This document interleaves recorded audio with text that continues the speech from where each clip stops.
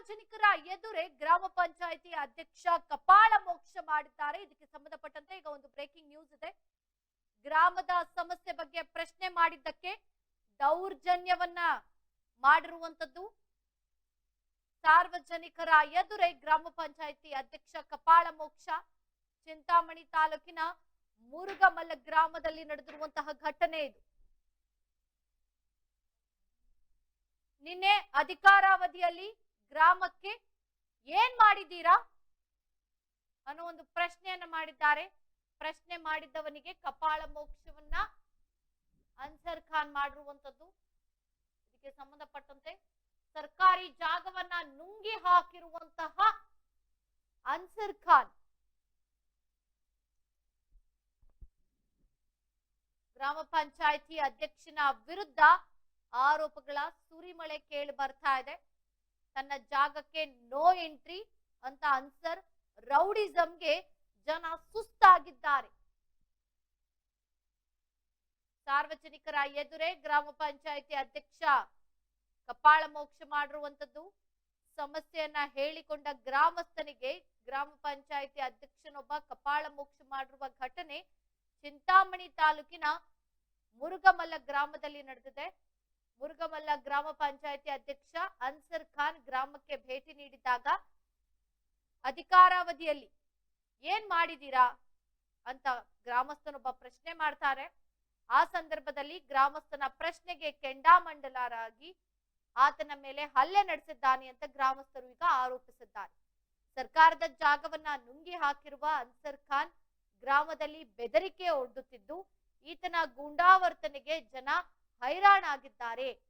ಬಹಳಷ್ಟು ಆರೋಪಗಳು ಗ್ರಾಮ ಪಂಚಾಯಿತಿ ಅಧ್ಯಕ್ಷ ಅನ್ಸರ್ ಖಾನ್ ವಿರುದ್ಧ ಕೇಳಿ ಬರ್ತಾ ಇರುವಂತದ್ದು. ಬರೀ ಸಮಸ್ಯೆ ಅಂದ್ರೆ ಗ್ರಾಮದ ಸಮಸ್ಯೆ ಹೇಳಿದ್ದಕ್ಕೆ ಈ ರೀತಿಯಾಗಿ ದೌರ್ಜನ್ಯ ಮಾಡ್ಲಿಕ್ಕೆ ಮುಂದಾಗಿದ್ದಾರೆ ಅಂತ ಅಂದ್ರೆ ಇನ್ಯಾರ ಹತ್ರ ಕೇಳ್ಬೇಕು? ಗ್ರಾಮ ಪಂಚಾಯಿತಿ ಸದಸ್ಯರಾದ್ಮೇಲೆ ಅವರ ಕರ್ತವ್ಯ, ಅವರ ಜವಾಬ್ದಾರಿಗಳಿವು.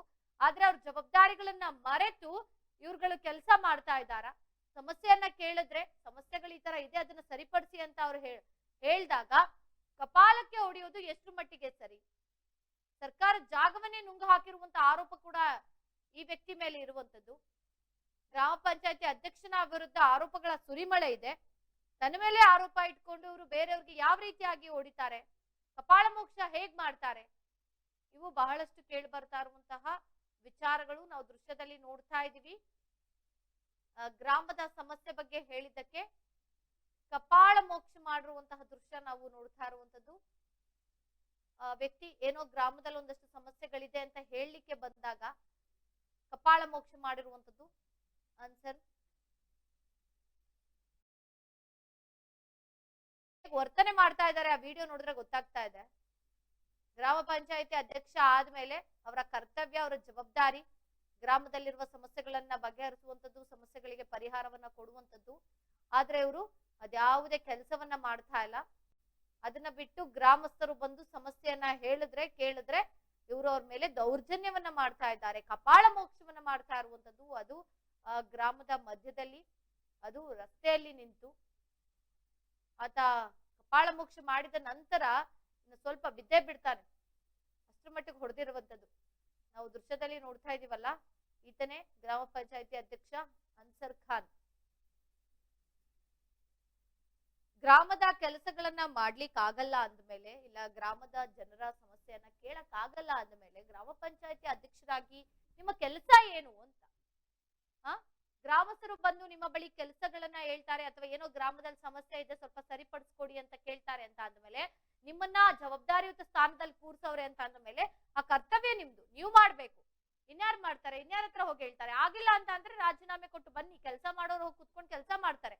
ಅಧಿಕಾರದಲ್ಲೂ ಇರ್ಬೇಕು ನೀವುಗಳು, ಕೆಲಸವನ್ನು ಮಾಡಕ್ ಆಗಲ್ಲ ಅಂತ ಅಂದ್ಮೇಲೆ ಆ ಜಾಗದಲ್ಲಿ ಕುತ್ಕೊಳ್ಳುವಂತಹ ಅರ್ಹತೆ ಅನ್ನೋದು ನಿಮ್ಮಲ್ಲಿ ಇರುತ್ತಾ ಅಂತ ನೀವು ಯೋಚನೆ ಮಾಡ್ಕೋಬೇಕಾಗುತ್ತೆ. ಈ ರೀತಿಯಾಗಿ ಗ್ರಾಮಸ್ಥರ ಮೇಲೆ ನೀವು ಕೈ ಮಾಡ್ತೀರಾ, ಕಪಾಳ ಮೋಕ್ಷ ಮಾಡ್ತೀರಾ ಅಂತ ಅಂದ್ರೆ ಯಾವ ರೀತಿ ನೀವು ಅಧಿಕಾರ ನಡೆಸ್ತಾ ಇದ್ದೀರಾ ಹಾಗಾದ್ರೆ ಗ್ರಾಮದಲ್ಲಿ? ಇವೆಲ್ಲವೂ ಕೂಡ ಕೇಳಿ ಬರ್ತಾ ಇರುವಂತಹ ವಿಚಾರಗಳು. ನಾವು ದೃಶ್ಯದಲ್ಲಿ ನೋಡ್ತಾ ಇದೀವಿ ಎಷ್ಟರ ಮಟ್ಟಿಗೆ ಆತ ಹೊಡೆದಿದ್ದಾನೆ ಅಂತ. ಇಷ್ಟು ಬೇಜವಾಬ್ದಾರಿತನ, ಇಷ್ಟು ನಿರ್ಲಕ್ಷ್ಯತನ, ಜೊತೆಗೆ ಇಷ್ಟು ಮೊಂಡತನ ಇರಬಾರ್ದು ಒಬ್ಬ ಜವಾಬ್ದಾರಿಯುತ ಮನುಷ್ಯನಿಗೆ. ಆದ್ರೆ ಇಲ್ಲಿ ಯಾವ ಜವಾಬ್ದಾರಿಗಳು ಕೂಡ ಕಾಣಿಸ್ತಾ ಇಲ್ಲ. ಸೊ ಇದಕ್ಕೆ ಸಂಬಂಧಪಟ್ಟಂತೆ ಗ್ರಾಮ ಪಂಚಾಯತಿ ಅಧ್ಯಕ್ಷನ ವಿರುದ್ಧ ಯಾವ ರೀತಿ ಕ್ರಮವನ್ನ ಕೈಗೊಳ್ತಾರೆ ಅಂತ ಕಾದು ನೋಡೋಣ.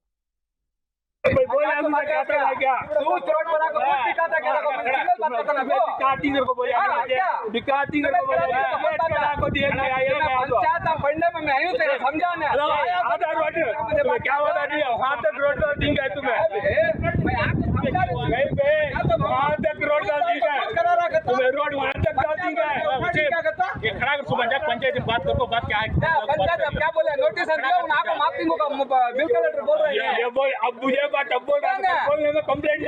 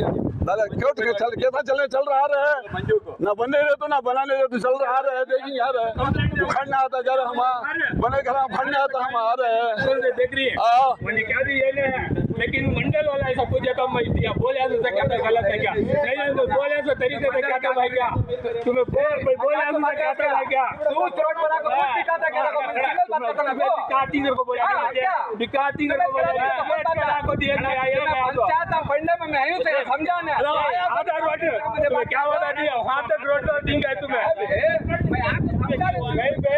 वहां तक रोड का दिन है तुम्हें रोड वहां तक का दिन है ये खड़ा कर सुबह पंचायत में बात करो, बात क्या है?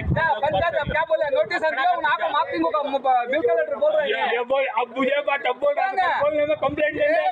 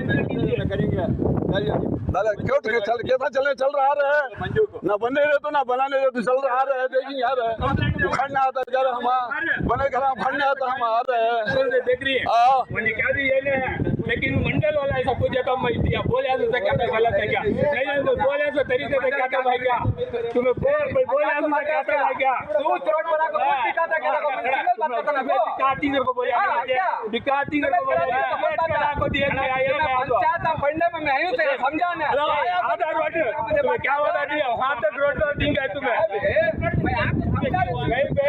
वहां तक रोड डाल दी गए तुम्हें रोड वहां तक डाल दी गए ये खड़ा कर सुबह जाकर पंचायत में बात करो बात क्या है पंचायत अब क्या बोले नोटिस दिया आपको माफी को बिल कलेक्टर बोल रहे हैं ये बोल अब मुझे बात अब बोल रहा है बोलने में कंप्लेंट लेंगे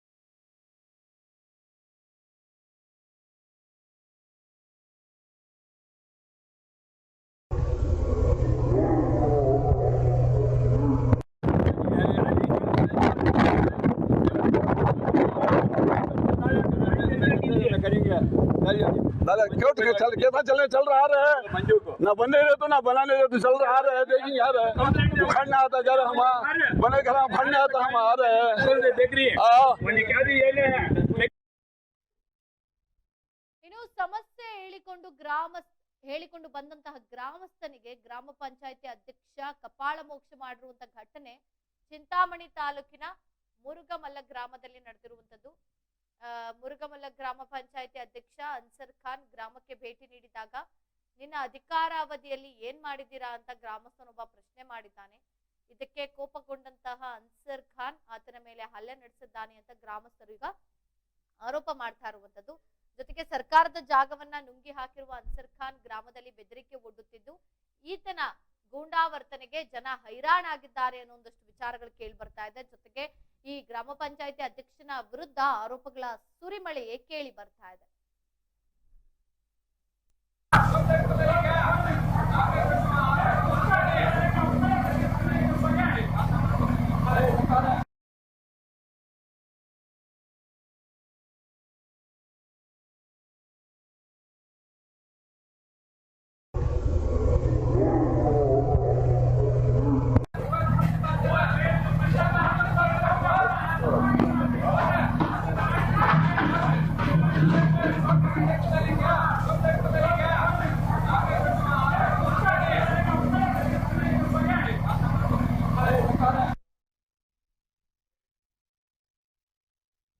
ಕ್ರ್ಯಾಶ್ ಕೋರ್ಸ್ ಅಂದರೆ ಒಂದು ಅಲ್ಪಾವಧಿ ಕೋರ್ಸ್ ಸರ್. ಇದು ಶಾರ್ಟ್ ಟರ್ಮ್ ಕೋರ್ಸ್ ಅಂತ ಕರಿತೀವಿ. ಕೋರ್ಸ್ನ 30 ಡೇಸಿಂದ 45 ಡೇಸು ಇರುತ್ತೆ ಕ್ರ್ಯಾಶ್ ಕೋರ್ಸು. ಬೆಳಗ್ಗೆ 8ರಿಂದ ಸಾಯಂಕಾಲ 8 ಗಂಟೆವರೆಗೂ ಕೋಚಿಂಗ್ ವ್ಯವಸ್ಥೆ ಇರುತ್ತೆ. ಪ್ರತಿ ಸಬ್ಜೆಕ್ಟು ಅಂದರೆ ಫಿಸಿಕ್ಸ್, ಕೆಮಿಸ್ಟ್ರಿ, ಬಾಟ್ನಿ, ಝುವಾಲಜಿ ಪ್ರತಿ ಸಬ್ಜೆಕ್ಟು ಕೂಡ 1.5 hour ಟೀಚಿಂಗ್ ಮಾಡ್ತೀವಿ, 90 minutes. ಮತ್ತು ಡೈಲಿ ಟೆಸ್ಟು ಕೂಡ ನಾವು ಕಂಡಕ್ಟ್ ಮಾಡ್ತೀವಿ ಪ್ರತಿದಿನನೂ. ಎಕ್ಸೆಲ್ ಅಕಾಡೆಮಿಯಿಂದ ನಾವು ಏನು ಮಾಡ್ತೀವಿ, ಕಾನ್ಸೆಪ್ಟ್ ಮಾತ್ರನೇ ಹೇಳ್ಕೊಡ್ತೀವಿ. ನೀಟಿಗೆ ಬರೋ ಕಾನ್ಸೆಪ್ಟು, CETಗೆ ಬರೋ ಕಾನ್ಸೆಪ್ಟೇ ಹೇಳ್ಕೊಡ್ತೀವಿ ಆ 45 ದಿನದಲ್ಲಿ. ಅನ್ವಾಂಟೆಡ್ ಅವ್ರಿಗೆ ಚಾಪ್ಟರ್ಸ್ನ ಅವ್ರಿಗೆ ನಾವು ಓದಿಸಲ್ಲ.